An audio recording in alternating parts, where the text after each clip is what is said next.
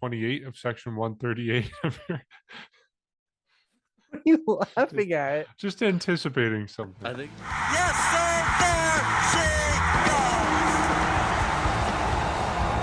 goes. Hello and welcome to episode 228 of Section 138. I'm your host, Mark Colley, as always, joined by Bryson and Jacob. The Blue Jays can't complete the sweep in Texas at Globe Life Field, but they do walk away from a great road trip, 8-2 after trips to Baltimore and Pittsburgh, and now they're heading home for a very important 8-game stretch against the Rays and the Orioles. Bryson, Jacob, how are you guys? doing good. Definitely didn't end off on the greatest note, like you mentioned, as they failed to win today. But however, you come away with 2-3 over Texas, and like you said, a successful 8-2 road trip throughout the course of the last couple of weeks. Definitely something that you enjoy for 3 series on the road, something that the Jays played really well with, as they still obviously are fighting for that top spot in the AL wildcard race. A couple things here and there that didn't go the greatest, but of course, there's a lot of positives that we spoke about, and I think you could be happy with an 8-2 road trip after it comes to an end today. So definitely no complaints from me on that part. Yeah, and I mean, you're coming into a very, very critical time. You mentioned the next 2 weeks or the next 8 games. I want to even extend that so they play 5 games against the Rays, then whatever it is against, I think, Orioles or whatever team it is. But then after that, it's another like 3 or 4 games or whatever against the Rays. So we're now entering a very crazy time, a time where the season could be decided within the next 2 weeks or next week, really. But yeah, this road trip, fantastic overall. And even today, I think I don't use this word a lot, but I think you can kind of use this as a throwaway game because I'm sure we'll get into this, but this umpire, especially the home plate umpire, I swear he closed his eyes the entire game. It was terrible. You barely lose, even though it was clearly not really in your favor. But still, overall, good road trip. Not really much you can complain about. And now you can hope that this series against the Rays, who have a bit of a starting rotation problem, could go a lot better. Yeah. To be honest, I didn't expect the home plate umpire to be terrible because I didn't recognize his name. I don't know if I've ever heard the name Rob Drake before today, but obviously it's a name that we're all going to be familiar with now after his performance. You look at the calls, you look at how it stacks up against other games the Blue Jays have had this year, most recently the Jeff Nelson game with him behind the plate. It's one of the worst umpired games, at least behind the plate, that the Blue Jays have had all season, which is less than ideal, especially when you're looking to sweep a team. But ultimately, no excuses. The Blue Jays got calls in their favor as well. And, you can blame the low offense on having a bad umpire, but you got to step up and score. And if you're in the heat of a playoff race, if you're trying to win games, if you're in the playoffs trying to win games, you can't blame it on the umpire. You got to step up and score those runs yourselves. But yes, Jacob, you mentioned the next 14 games, 12 of the next 14 games are against the Tampa Bay Rays and the Baltimore Orioles. It's going to be the most important stretch of the Blue Jays season so far. And I think, we don't know what the final week of the season after that would hold, but I think it's not going out on a limb to say that these 14 games are going to be the most important 14 games of the Blue Jays season, regardless what happens after that. But of course, we do have a series in Texas to talk about. Let's start with today. I want to talk about the bullpen day because we saw this work really well when the Blue Jays were in Pittsburgh. We saw Trevor Richards slide into the rotation when the Blue Jays were kind of rejigging things ahead of obviously the important series against Baltimore. And it worked really well. They turned out a fantastic pitching performance. And today we kind of saw the opposite of that. Not to say that this was a terrible game from Blue Jays relievers by any means. We still only had the Blue Jays giving up 4 runs, but it went far worse than it did previously. Trevor Richards out after the first inning, having to go someone like David Phelps, rely on Yusei Kikuchi for important outs, and then ultimately burn through some of your higher leverage guys as well. Anthony Bass coming in later in the game in a situation where you would rather not use him when you're down 3 runs in a game that you're probably not going to win. So I'm curious what you guys think about what the long-term replacement for Mitch White will be, especially with a doubleheader coming up in this series against Tampa Bay, because there's no clear guy to step into the rotation and replace Mitch White. We've talked about Yusei Kikuchi as a possibility. No one wants to entertain that. We've talked about Casey Lawrence. He wasn't great in his start earlier this year when he was replacing Kevin Gausman when he had that ankle injury. The options aren't great. So do the Blue Jays go to the bullpen day again? Do they try to pick out someone else from the AAA staff that they can go to? Do they just cross their fingers and throw someone like Yusei Kikuchi out there or throw someone like Casey Lawrence out there? What's the long-term solution to this problem? Does it involve Mitch White coming back up? This is a problem the Blue Jays need to solve because, if you're in a playoff race, you don't want to have a bullpen day once every 5 days. How do the Blue Jays solve this problem moving forward? Well, they're going to need to solve this problem because you look at even just today's game. They went through David Phelps, they went through Anthony Bass, even Zach Pop, even though he's not pitched a ton. But you're burning through more than just your eat up innings guys like David Phelps and Anthony Bass. Yeah, I mean Anthony Bass, I guess later in the game it was a different situation, but ideally you're not using David Phelps in the second inning or in the first inning getting into the second inning. So that's definitely something you got to look forward to, or look forward and figure out how you solve it, because at this point you cannot burn through this many relievers knowing that you still have a lot of meaningful games left. And I guess the good thing is you said, what do they do long term? And there's not really much of a longer term to this. There's still only like 2 or 3 weeks left of the season. So worst case, they do this 2 or 3 times, 3 times max for the rest of the season. I wouldn't take that as a huge issue, but I think ideally you do bring back somebody to be that fifth starter. And I know Mitch White's not necessarily been the greatest, but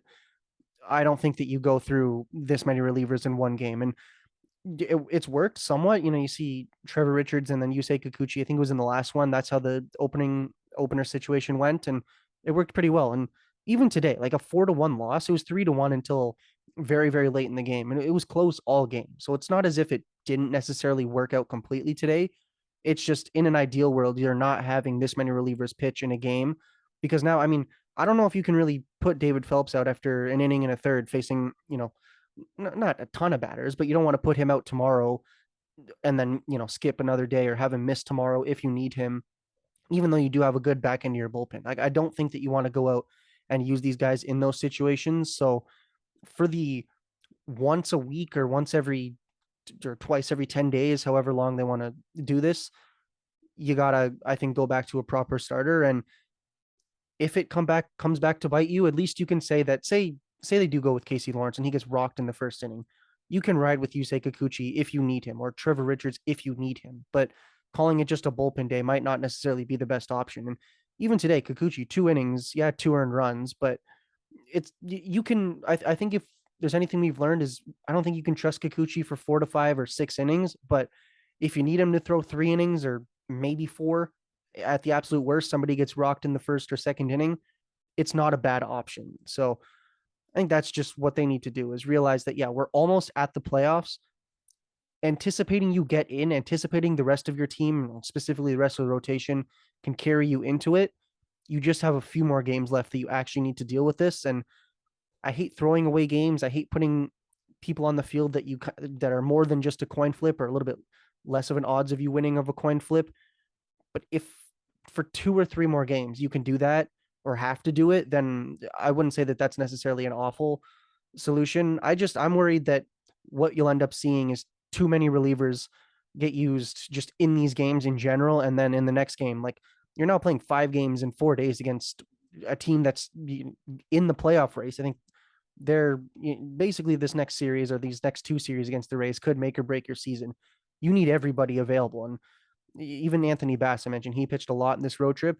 Jordan Romano pitched a lot this road trip. You need them available in these next types of series and situations. So in those odd times, the 4th game or the 5th day every whatever, if you just need to get through it with somebody like Casey Lawrence or Yusei Kikuchi for a few innings, I still think that that's a little bit better than going with an opener, just knowing that eventually you could run into some issues. And the last thing you want to do right before the playoffs is overwork people. Well, the one thing that I guess makes you feel maybe a bit better heading into the series is that the Rays are also kind of entering the series with a depleted bullpen. For example, today, I believe Ryan Yarbrough was already slated to work, I guess, just a bulk or do bulk innings tomorrow against the Jays, but he had no choice but to go on and pitch today when as the Rays are playing the Yankees today, and it's been a blowout basically, and they had no choice but to throw him out there for 5 innings. So this is I guess, a situation that both teams are going to be in this series. But in terms of the problem that you're asking, Mark, it's just we had a conversation about this the last episode, and both of us didn't think Mitch White would have been a likely option, but it appears to be that he will be that extra guy coming up with that doubleheader. I believe it was confirmed almost on the telecast by Dan Shulman, and I know a lot of other reporters are also saying that it's going to be Mitch White on Tuesday, like coming up as the 29th guy. The other thing that we don't know yet, though, is he going to actually be a starter? Is he going to be a kind of coming out of the bullpen in a bulk role, or is he just going to be an opener for a little bit? That kind of hasn't been decided yet, but when you look at the way this bullpen was obviously used today, the opener strategy that worked out in Pittsburgh last week did not work out today, I guess, from what they were hoping. They basically did the exact same thing when they sent out Trevor Richards to begin the opener. So it didn't work out today. They had to go to David Phelps much earlier than expected. And of course, after that, you had to go to Yusei Kikuchi for a couple innings as well. He only pitched 2 innings before they handed things off after to, I believe it was Zach Pop. So you have to imagine he's going to be available a little bit because perhaps he could have won a little bit longer. But the thing with today is that you basically went through a lot of the guys in your bullpen, and a lot of these guys are guys that you rely on in heavy, or I should say, high leverage situations. So it's a situation where it feels like they're going to have to. It just feels like entering this series, as much as they are in a rough spot, and they could definitely be in a lot better spot heading into this series, and they're going to have to be creative over the course of 5 games, which is also interesting because of the fact, again, the opener role did not work out. So with Mitch White coming up Tuesday, there's a chance they ask him to go a few innings, more than a couple innings, and maybe actually just kind of pitch a couple times through the order in a best case scenario. It hasn't been confirmed yet. The only thing that we kind of know for that is basically confirmed is that he will be that extra guy coming up on the Tuesday game. So that also leaves the question of, if it's confirmed that Mitch White is going to be coming up and starting, just coming up as that extra guy, what are the starters going to look like in that series? Because of course, Jose Barrios is slated to go tomorrow night for sure, I believe. And then after that, it's kind of a question mark in terms of that you don't have a lot of guys listed. I believe on Wednesday in Game 3, Ross Stripling is scheduled to start, and then I think Thursday is Kevin Gausman. So I'm sure you'll be fitting in Alek Manoah at some point in that doubleheader as well. But the main question mark is going to be the other game where when it's not Alek Manoah, then who's going to be the guy starting? And of course, and just not even just starting, it's just going to be if it's an opener or if it's a bullpen day again, like how is this going to be properly managed? And how is this going to kind of work out in your favor? Because the fact is that you have a doubleheader in the middle of this 5-game series, which makes things a little bit complicated or a little bit more complex rather than usual. And then just the fact of that, and the fact that the Rays have a similar bullpen as well. And also outside of Mitch White, we've talked about this, and this was the same conversation that Mark and I had in the last episode, is that other than a guy like Mitch White, who will be coming back up, there really isn't anybody else that can start out of the bullpen, or at least out of the starting rotation. I guess if you really want to look at it, I think Taylor Saucedo is a guy that's kind of been rehabbing, who may be an extra guy that comes up at some point. We don't know. There's always guys, I believe, like Trent Thornton, who are in the minors as well. And there's always Casey Lawrence, like you spoke about as well, Jacob. So there's some names, not a lot of names, not a lot of attractive names, with all due respect to them. And the fact is that Mitch White's going to be coming back up. That kind of takes away the whole speculation of who's going to be that extra guy. We know who's going to be the extra guy. But again, the question's going to be, is he going to start? Is he going to be a bulk guy? Is he going to come out of the bullpen? We really don't know how they're going to handle this one.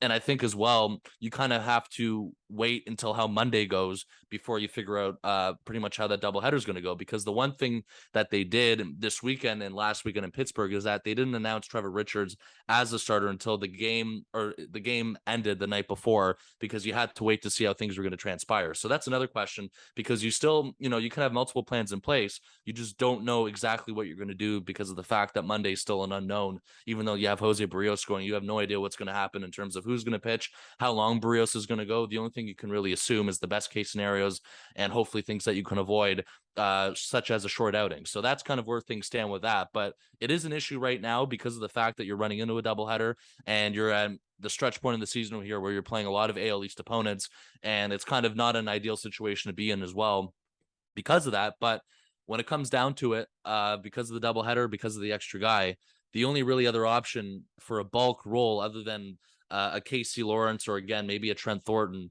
is Mitch White. And none of those guys have been attractive names. We talked about it as much as we thought that Mitch White could have been a much better starter than I guess anticipated at the beginning. The results haven't shown. Perhaps he's still something that could pay out in the long run. You just need results right now. And the fact that is that Mitch White might get or most likely will get another opportunity on on Tuesday. And at this point, you got to hope for the best. But unfortunately, you really don't know what you're going to get out of him because of how poorly he's pitched in a Blue Jays uniform, especially that last outing in Baltimore.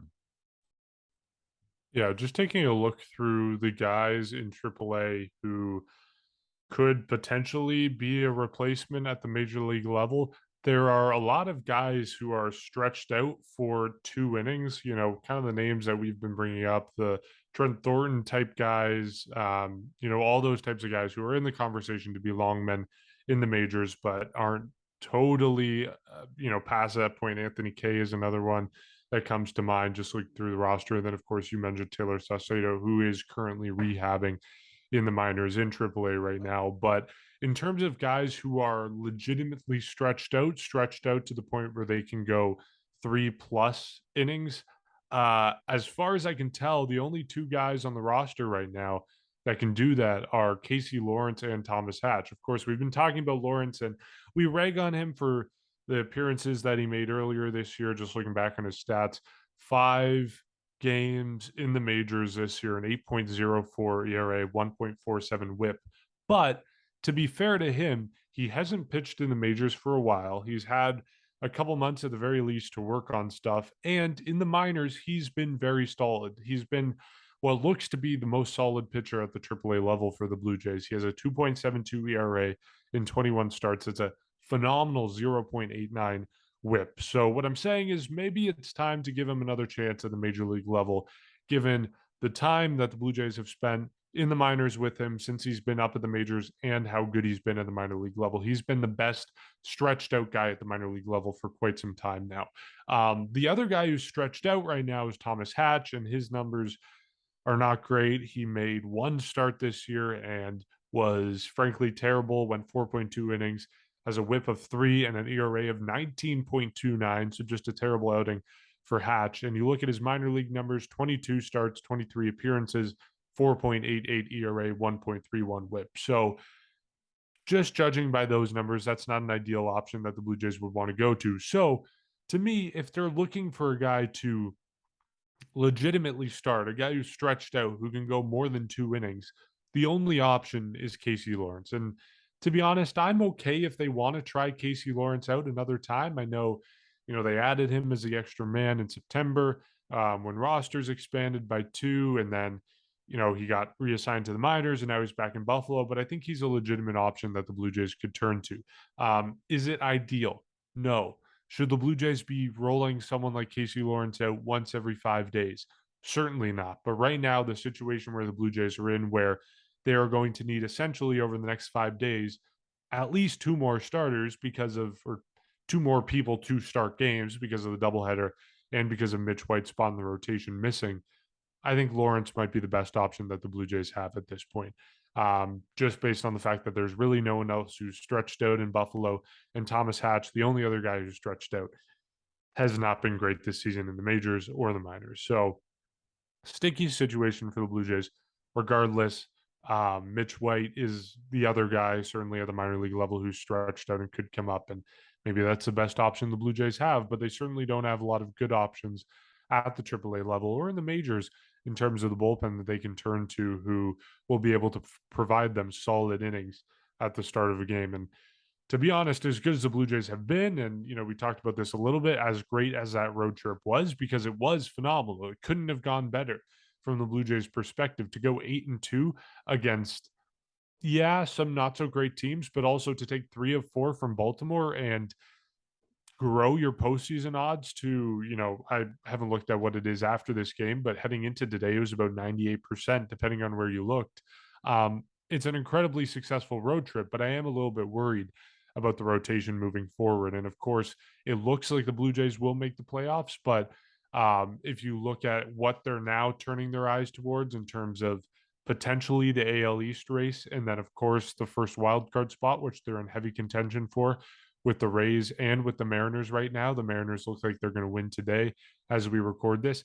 The Blue Jays need a solid rotation to be able to achieve those goals that they now have, and to be missing a guy in the rotation, not to mention to have that doubleheader that's going to cost you a little bit. It's not an ideal situation to be in, but I think Casey Lawrence is probably the best option the Blue Jays have at this point, just considering everything that's going on. Well, here's the thing. I was just quickly looking at it. The remaining bit of the schedule, if we thought it was hard to get wins on this road trip, or, at times we're talking about Blue Jays need to get a win here because, things eventually wind down. They have all but 2 games against the American League East the rest of the season. Like, it's 2 games against the Phillies, then it's the rest of the AL East. You got the Rays, as we mentioned, for a lot. Then you got the Orioles, Yankees, Red Sox, and then they finish in Baltimore. This isn't really a situation where you can afford to not have guys that are going to give you quality innings, because not only are these games going to separate you from the division, just in terms of if you win, you're going to go up, but you lose, that's an extra game that you're now separated by. Like, one, it's not like, say you play today or like the Yankees lose today, then it's whatever. Like the Blue Jays, Yankees, pretty much the entire division, you're only playing against each other. So you need to win. And I think at this point, I mean, I guess the Red Sox, they kind of are not great anymore, but rest of the AL East is good. And it's not a situation where you can afford to not have guys that are at their best. And that's why I think one more thing, we also do need to mention is this problem could be a lot worse if Ross Stripling wasn't as good as he's been all season. And I'm sure we'll get into this later in the year, but he is a guy, he's probably their MVP right now, I think. And he's the unsung hero, if you want to call him, because right now you have Barrios, who's been a bit of a train wreck, or not a train wreck. I meant to say roller coaster. He's been up and down. You have Manoah, you have Gosman, who have been good all season long. But other than that, it's like, oh, geez, who else has been great for them except for Ross Stripling? And you're this series, the 4 of them, the 4 key guys in the rotation are going to pitch in this next series. You have one more game to make up with the doubleheader. We've talked about this, but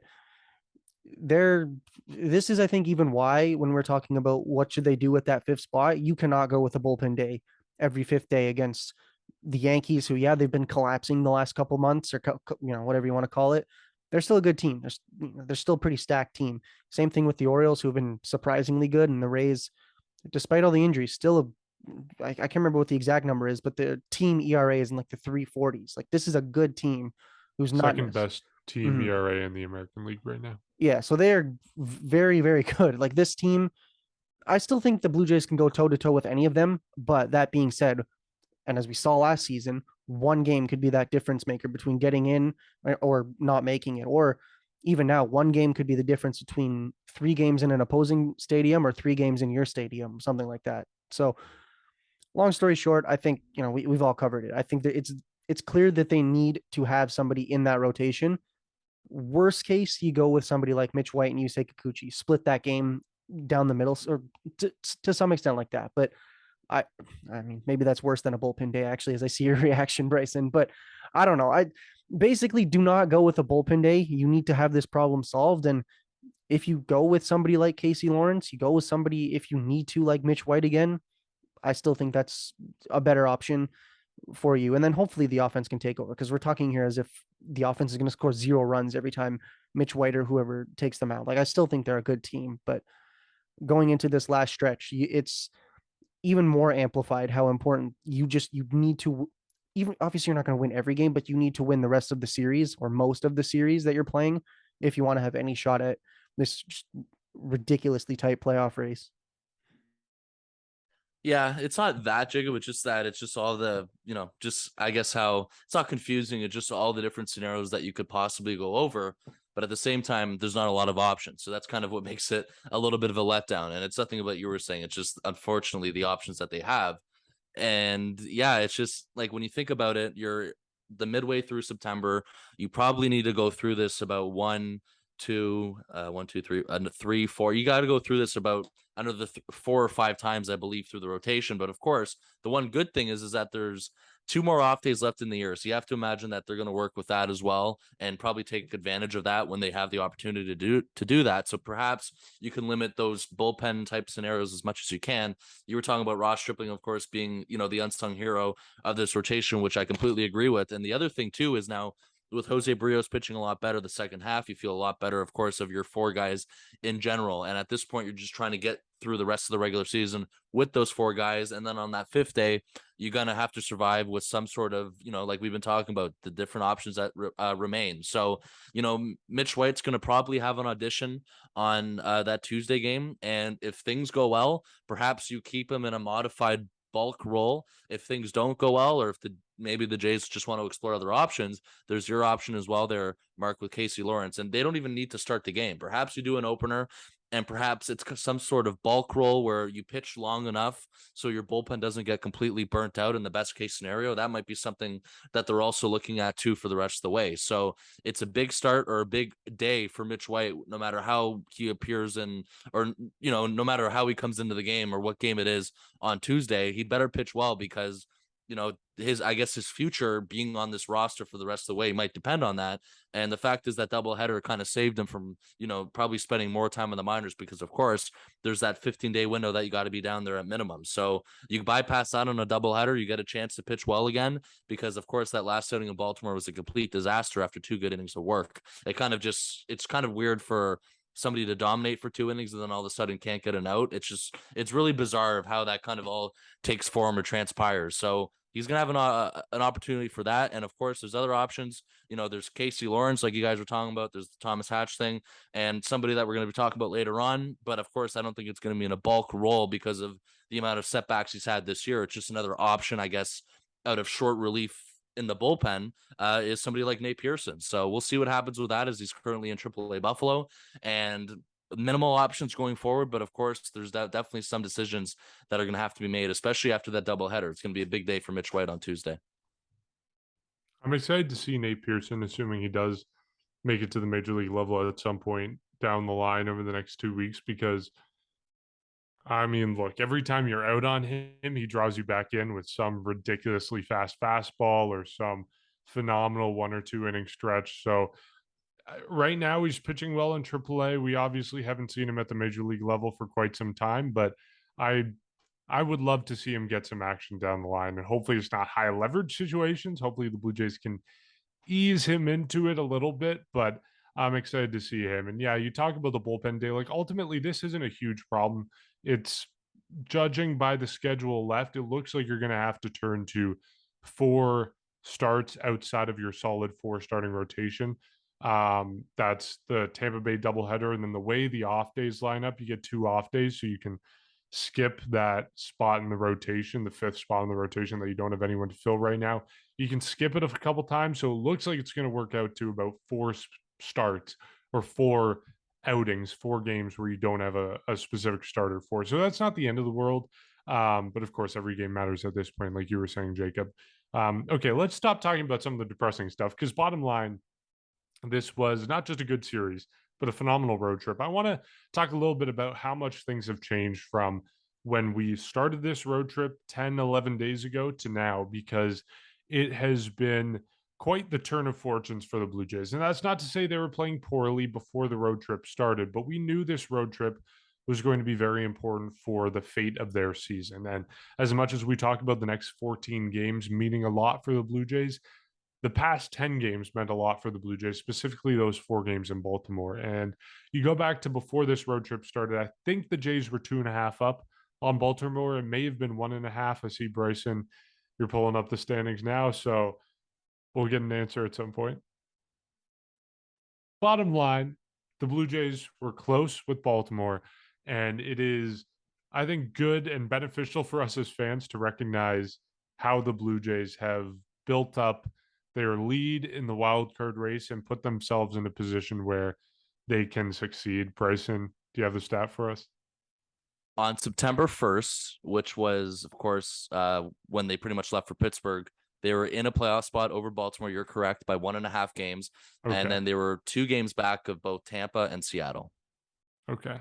So you look at how much the situation has changed now. They have improved to being, I guess it depends totally how things shake out today, but it was 5.5 games, or was 5 games. I think at one point today, I think the Orioles ended up losing. They lost Yeah, again. so Yeah. the Blue Jays have a 5.5 game lead over Baltimore, and obviously, as you can tell by the past 30 seconds, is a very fluid situation. So a lot of moving parts with a lot of different teams, and the Mariners game is still going on, so we don't know how that's going to shake out. Currently, the Blue Jays tied in the standings with the Mariners. But point being, you reflect on where the Blue Jays were 10 games ago and where they are now at the end of this road trip. I don't want us to get bogged down in the rotation struggles and lost today and that sort of stuff, because reflecting on this 10-game road trip, it went about as well as the Blue Jays could have hoped. And I just want to recognize that the Blue Jays are in a very different situation today than they were 10 days ago. And that is pretty much solely because of how good they've been playing. I just want to recognize that, because I think sometimes as fans we can get caught up in how the day to day, the in and out of a team, and the little nitpicky things. But bottom line, the Blue Jays have put themselves in a situation where they are, knock on wood, almost guaranteed to make the playoffs at this point, and turning their eyes towards, as we spoke about, guys or teams at the top of the wild card race, and teams even at the top of the AL East that they are now focused on, instead of being focused on Baltimore. Baltimore is largely in the rearview mirror. So I just want to recognize that and don't get bogged down in all the negative stuff, as much as it is fun to talk about sometimes. Yeah, I mean, you look at this, like in the last 10 games, obviously we've seen it 8-2. Seattle Mariners 7-3. Obviously, the game still needs to happen. Same thing with the Rays, 7-3. You look at the Yankees 6-4. So they're gaining games on everybody, well, almost everybody.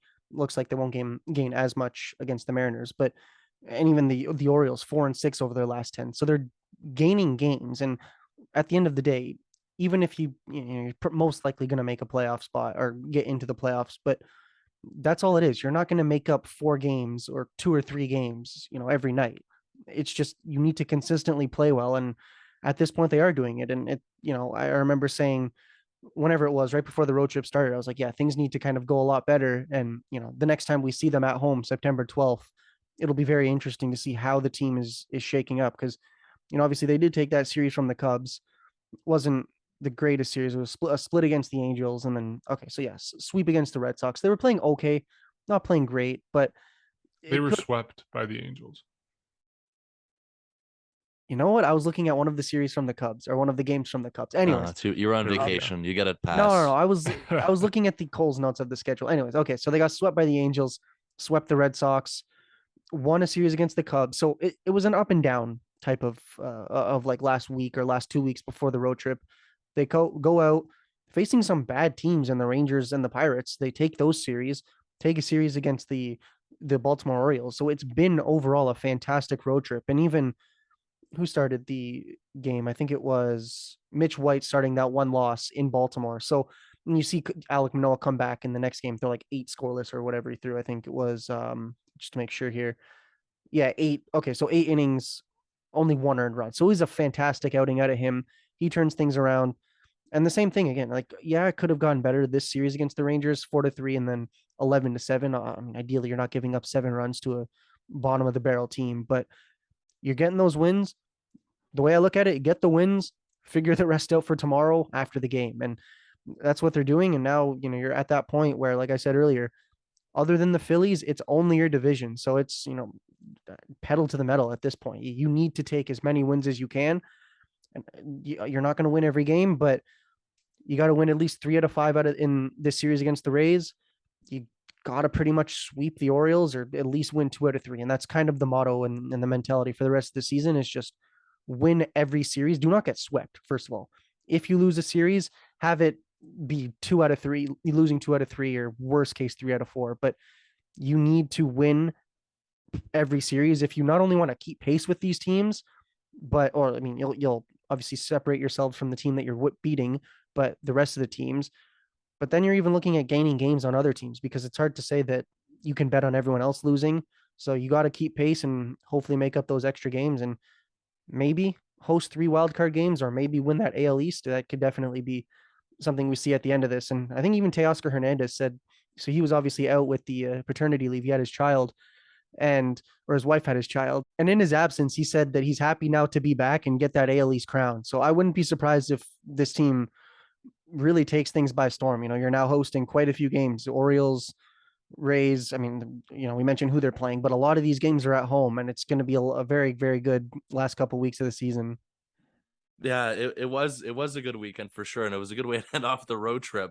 Like you said, Teoscar Hernandez, of course, came back, and of course, just over the course of the last 3 games to end the road trip off, I think the way it's kind of funny how I guess this road trip started, and then how it kind of slowly progressed as we got even more comfortable with this team. You head into Pittsburgh, and of course, there were some really close games that the Jays won in Pittsburgh. It wasn't exactly domination from them in that series, and then you head into the Baltimore series where you're kind of cautiously optimistic, but of course at the time, like I mentioned to you, Mark, when you were going over it earlier on September 1st, the Orioles were only a game and a half back, so things were far from over. They were very much in reach, of course, and there was one point where the Orioles were closer to the Jays and the Jays were closer to the Mariners and the Rays, and then of course you take care of them in that on that road trip, of course, and that, or in that series, and then you head into Texas feeling a little bit better, of course, and you feel good overall as this weekend comes to a close as well. So there was lots of highlights from that, but in this series in particular, I mean, Bo Bichette is a guy that we were kind of spoke about, Mark, a little bit. We just didn't have enough time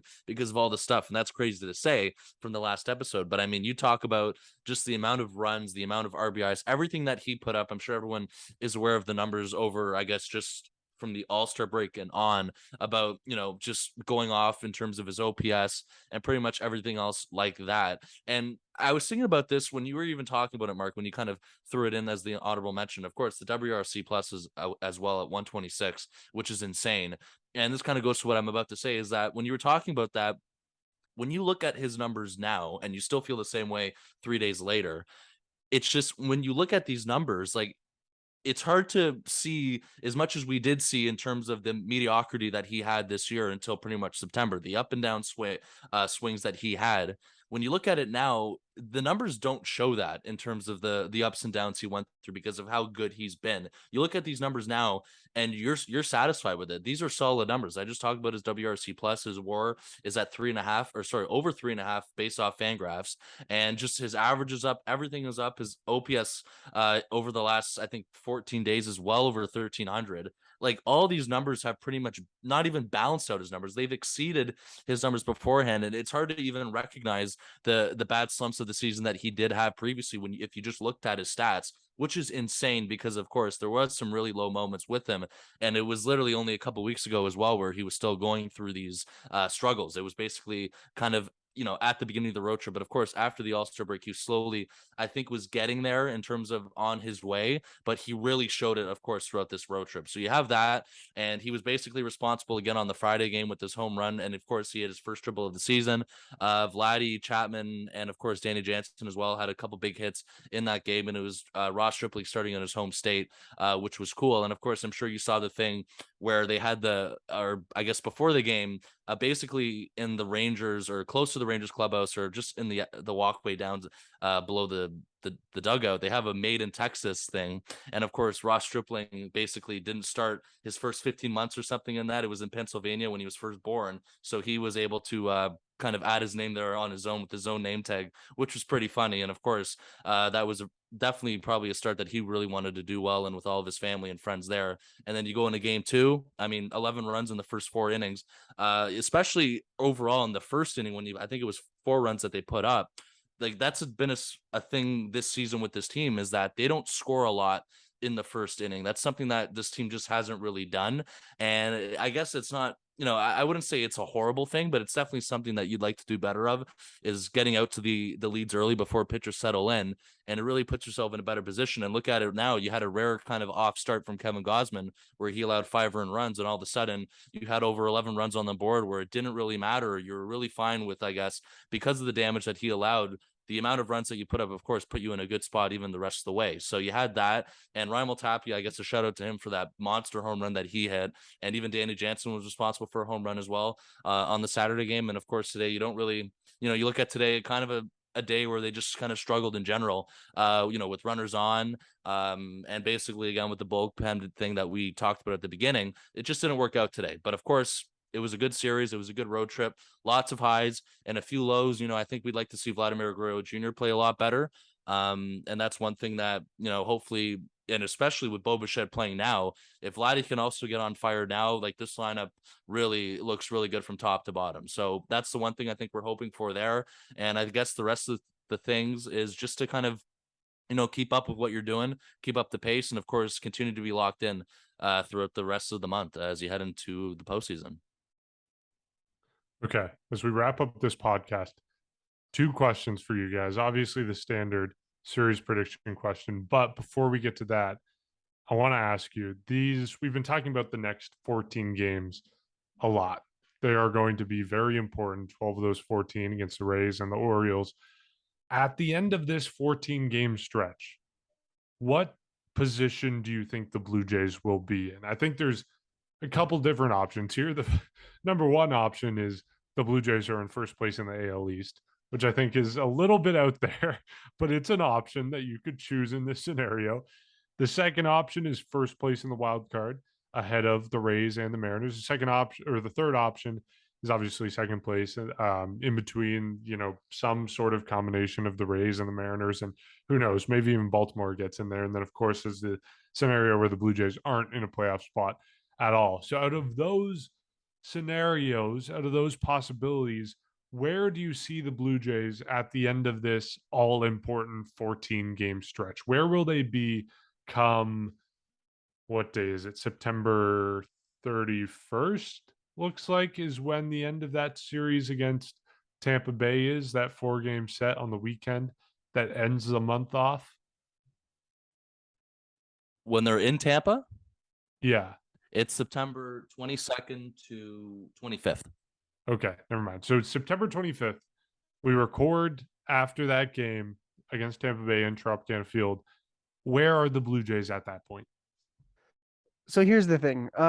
As much as I think the Blue Jays can take this series against the Rays, and I think subsequently they'll do well in the wild card race, possibly be first there, I don't think that they can take first in the AL East just yet. And I could be wrong. 14 days is, it's quite a long time. You could easily gain a few games out of that. But I think the Yankees here, obviously they just beat the Rays 10-4, 2 days in a row. Actually, they just obliterated their pitching staff. But you look here, they got games against the Red Sox, who, okay, not a great team. Then they get the Brewers, Pirates, Red Sox, and then the Blue Jays going into that. So like that covers where we're going to be talking. I'm not saying the Yankees are going to lose a lot of those games or win a lot of those games, but I don't think that they're going to gain as many games, or the Blue Jays will gain as many games as they think they would, just because they're going to most likely keep pace with, if not just barely edge out the Yankees. So first place in the wild card, I wouldn't be surprised. And that's a genuine prediction here. I would not be surprised if they are first in that wild card race, because you got to think of it. Mariners, they're obviously not playing, but you have the chance to completely just dismantle the Tampa Bay Rays. Like if you beat them, you are separating yourself even more. And I think that could give them what they need just to take over first place. And I'm not saying that they're going to stay there.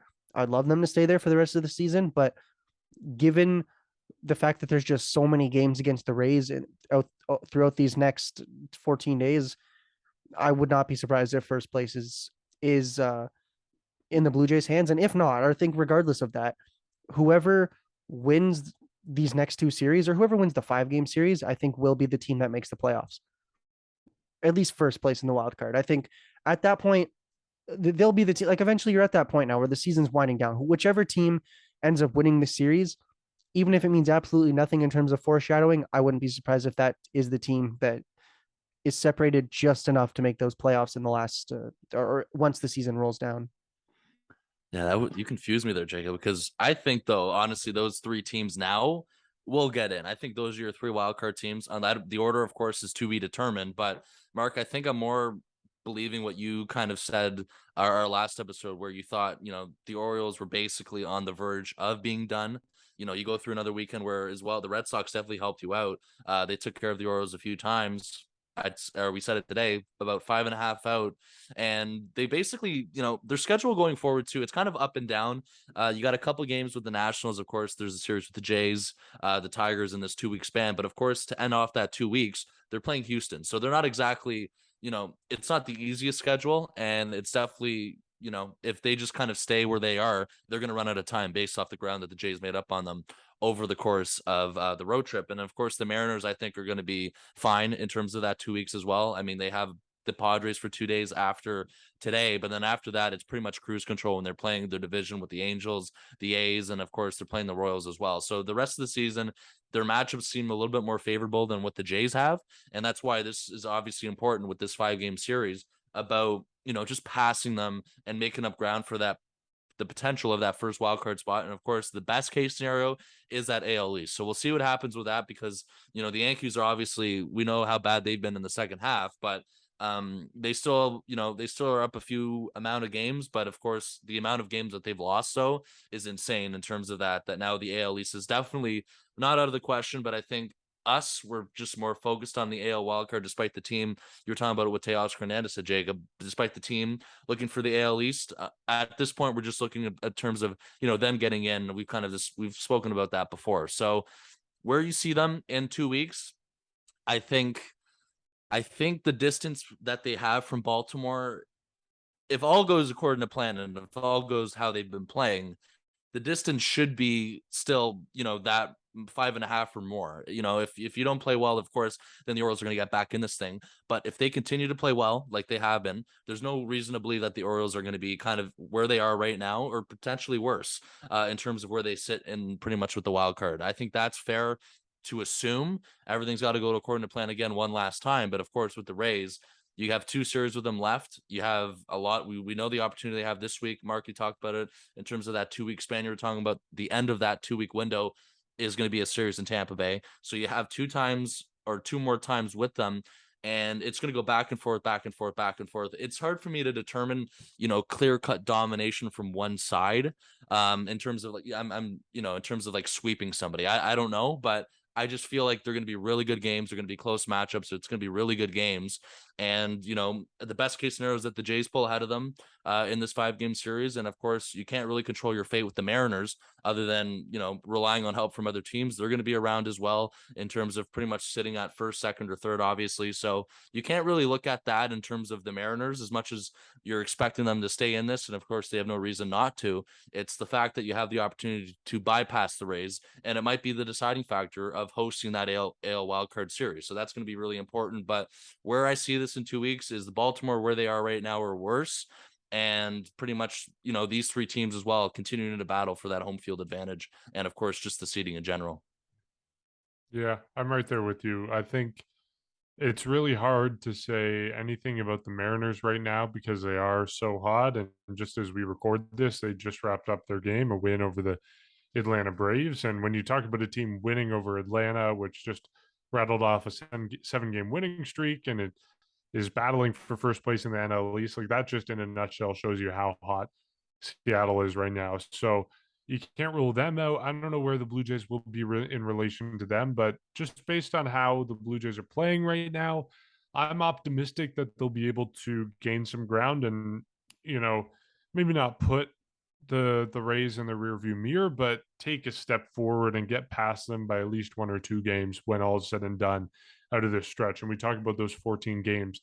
9 of those 14 games are against the Tampa Bay Rays. So that's going to be the big test for the Blue Jays. And I do think that at the end of this, Blue Jays will be ahead of Tampa Bay by a semi-significant amount, whether it's a game, whether it's a game and a half, whether it's 2 games over the Tampa Bay Rays. I'm optimistic about that. But Seattle, all bets are off based on how they're playing right now. And the Jays don't have any head-to-head games, so it might be hard to gain ground on them. And bottom line, if you're playing a 3-game playoff series at Safeco Field, or I guess T-Mobile Field as it's called now, with I mean, obviously Seattle is going to pack the park, but there's going to be a fair number of Blue Jay fans there in that scenario. So not the worst case, but obviously you'd prefer for it to be at home. Okay, so 5 games against the Tampa Bay Rays. The Rays depleted pitching staff. The Blue Jays going to be relying on someone who it's going to be. We have no idea, but they're relying on someone for that doubleheader. What are your predictions for that series? I've said this like casually throughout the episode, but I think 3 of 5 is the most likely scenario here.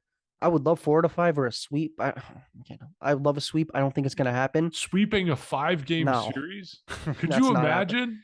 Oh man, I'd plan the parade The right there. Blue Jays Actually, go from being essentially tied with the Rays to being 5 games up. I mean, it's not out of the question. I think But it's out of the question. yeah, it's not going to happen. Pretty much like it's out of the question. I think 3 out of 5 is the most likely scenario. You're going to see almost everyone in your rotation. Actually, you will see everyone in your rotation because you only have 4 guys right now. We'll see who covers up that last game. We'll see what they do at the end of the rotation. But regardless, Blue Jays are hot right now. Rays are not as hot right now. I think 3 out of 5 is, given the scenario with the doubleheader and everything, 3 out of 5 is what I would predict. Well, I mean, the Rays definitely are on a decent stretch still. I mean, over the course of the last 10 days, it's going to be tough.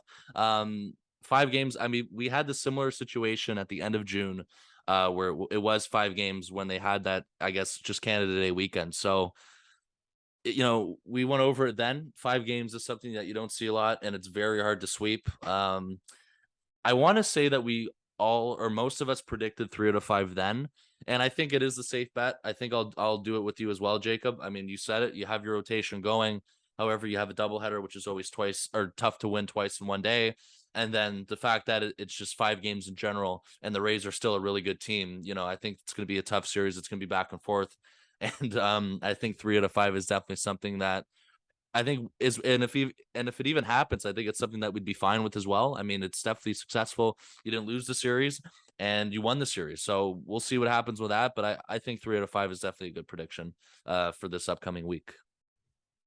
I'll go 4 or 5 just because of how like the it. Rays pitching stacks up based on how they performed in New York and how much their bullpen is exhausted and they've had to rejig things. It's no longer Ryan Yarbrough going tomorrow. We don't know who's starting at this point. So I think just based on that fact alone, the Blue Jays enter this series with a little bit of a leg up. And even if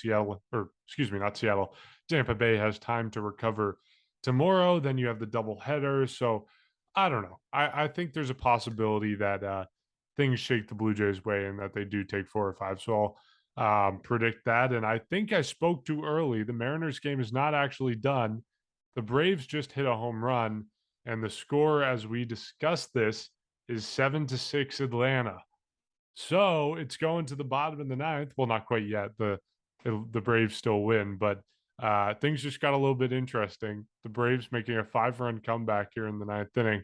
We'll be watching that game closely, and of course, by the time you listen to this, you'll know the result. But as always, we'll wrap it up there. You can support our podcast by going to patreon.com/section138pod. You can find us on social media at section138pod. You can give us a rating and review. You can follow us on YouTube as well, just to stay up to date with every video we are putting up. We're going to end this podcast and watch the rest of the Mariners Braves game. Until next time, after this incredible, intense 5-game series against the Tampa Bay Rays, we'll catch you next time.